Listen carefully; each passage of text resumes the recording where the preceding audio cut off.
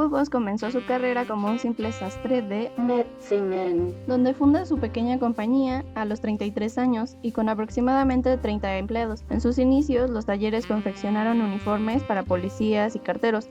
El negocio no iba bien y la recesión económica alemana que impulsó a Hitler al poder llevó a la compañía al borde de la quiebra, por lo que se tuvo que buscar soluciones en esos tiempos de crisis, como que Hugo Boss y acreedores hacen un acuerdo en 1931 por el cual la empresa de ropa se quedaba solo con 6 máquinas de coser. El mismo año ingresa al Partido Nacional Socialista. Boss entonces se convierte en uno de los patrocinadores financieros de la SS.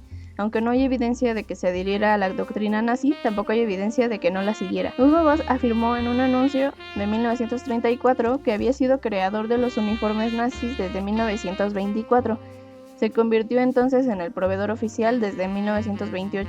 La empresa fabricaba uniformes para las siguientes organizaciones del partido, como la SA o Sturmabteilung, una organización paramilitar nazi que jugó un papel esencial en el ascenso al poder de Hitler en la década de los 20, apodada Camisas Pardas.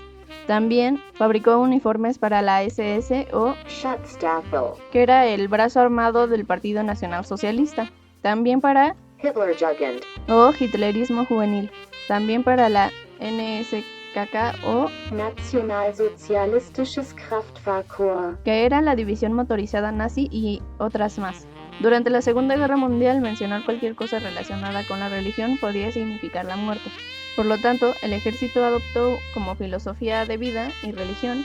Así habló Zaratustra de Friedrich Nietzsche, pero el partido nazi había malinterpretado el mensaje. En el libro, Nietzsche presenta a Zaratustra, su alter ego, pero esto no se puede interpretar de inmediato. Zaratustra tiene como objetivo reflexionar sobre la moral y creencias, pero no pretende aportar enseñanzas ni moralejas reales. Solo espera mostrar su realidad, la cual no incluye cultos ni religiones impuestos, únicamente la libertad de elección. El libro hace énfasis en el superhombre, que resulta de la evolución del hombre común, y como sabemos Hitler y su ejército tenían una idea similar. En este caso, con el superhombre se referían a ellos mismos, se consideraban superiores, una raza mejor cuyas características físicas y mentales deberían predominar, pensando que dominarían el mundo con su superioridad. Hitler llevaba la novela a todo el tiempo. Posteriormente, cuando Hitler vio cómo trabajaba Boss, le encomendó hacer 1,5 millones de uniformes que sus hombres llevarían.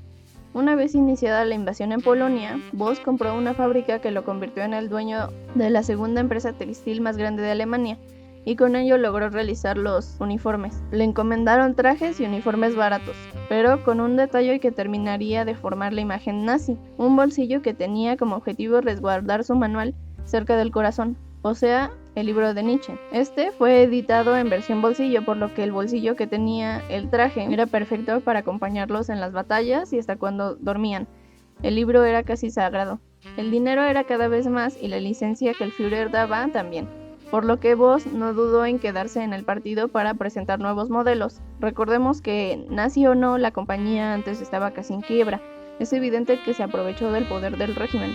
Los historiadores señalan que para cubrir las demandas de uniformes en los últimos años de la guerra, Boss utilizó el trabajo de 40 prisioneros y 150 esclavos de Bélgica, Francia, Austria, Polonia y las URSS. Las mismas fuentes señalan que los directivos de la empresa estaban enamorados del nazismo y que Hugo Boss tenía en su apartamento una fotografía suya con Hitler, aunque en el libro Hugo Boss 1924 a 1945, escrito por Roman Koester, profesor de historia militar en Mónaco, afirma que el entonces propietario de la marca de ropa no solo fue un ferviente nazi, sino que durante los años de la guerra utilizó a 180 prisioneros de guerra, 140 polacos y 40 franceses para trabajar en sus fábricas. Los prisioneros fueron utilizados como mano de obra forzada y se alojaron en un campo de concentración construido cerca de las instalaciones. Su número de empleados llegó hasta los 300 trabajadores, pero no era una compañía tan importante en el campo de la producción de uniformes como nosotros pensaríamos.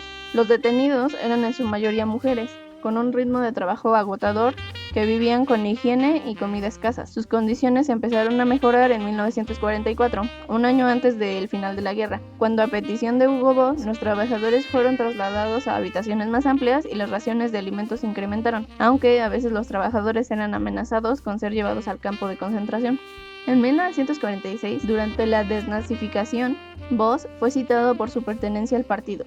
por financiar cuentas de las SS y por los uniformes confeccionados a la medida del partido nazi, incluso antes de 1933. Voss era considerado tanto un activista como un partidario y beneficiario del nazismo. Por todo esto, se le prohibió hacer negocios y fue multado con una enorme suma de 100.000 marks del momento. Sobrevive solo 2 años al escándalo y muere en 1948, pero su negocio prospera. Nunca pudo ver lo que le esperaba a su empresa. Tras la muerte de Voss, la fábrica volvió a confeccionar uniformes para policías y carteros. Los primeros trajes de la marca se produjeron en 1950 y en el 67 los sobrinos de Hugo Boss asumieron el rumbo de la empresa y la transformaron en lo que es hoy en día. El caso de Hugo Boss no es el único ocurrido dentro de la moda relacionado al nazismo. Por ejemplo, Coco Chanel fue una de las más intensas colaboradoras del Führer en Francia. Al final de la Segunda Guerra Mundial, debido a un romance con un alto oficial de las SS, se le imputaron cargos de ser colaboracionista del régimen nazi. Adi Dassler y su hermano Rudi, en la Segunda Guerra Mundial, ambos eran miembros del partido nazi. Después de la guerra, Rudi creó su propia empresa de calzado, más conocida como Puma, mientras que Adi Dassler se quedó con su empresa Adidas en 1949. Ferdinand Porsche fue encargado por Hitler para construir un vehículo sencillo y barato que pudiese estar al alcance de la mayoría de los alemanes. Nace así el Volkswagen Tipo 1 Escarabajo. Por primera vez, Hitler subió a bordo de un descapotable, conducido por el mismo Ferdinand Porsche. Bayer, la compañía químico-farmacéutica que creó la aspirina, también participó activamente del partido nazi, con la génesis del Ciclón B, el gas con el que se exterminaba a los judíos. La familia es una familia industrial que posee la mayor parte de la empresa BMW, que rompió el silencio y admitió haber tenido trabajadores forzados y haber hecho negocios con los nazis. Deutsche Bank ordenó una investigación interna sobre sus prácticas durante la época nazi, y así salió un crédito utilizado para construir el campo de concentración de Auschwitz. También el Ministerio de Relaciones Exteriores alemán revisó su historia, llegando a la conclusión de que durante los 50 y 60 muchos de sus diplomáticos tenían un pasado nazi. Actualmente lo que Hugo Boss hizo para compensar a las víctimas de trabajos forzados fue a través del Estado alemán, que creó un fondo de reparaciones. Compañías con pasado nacional socialista entregaron dinero a ese fondo. Y desde la publicación del estudio que nos dice toda la historia del nazismo con Hugo Boss, la marca dice no haber sido representada fielmente por la prensa. Hugo Boss quería promover la transparencia poniendo luz sobre su pasado y ofreciendo disculpas. El estudio de su historia fue hecho de manera voluntaria, pues lidiar con su pasado es un proceso que no ha concluido con el estudio. La investigación interna aún así continuará.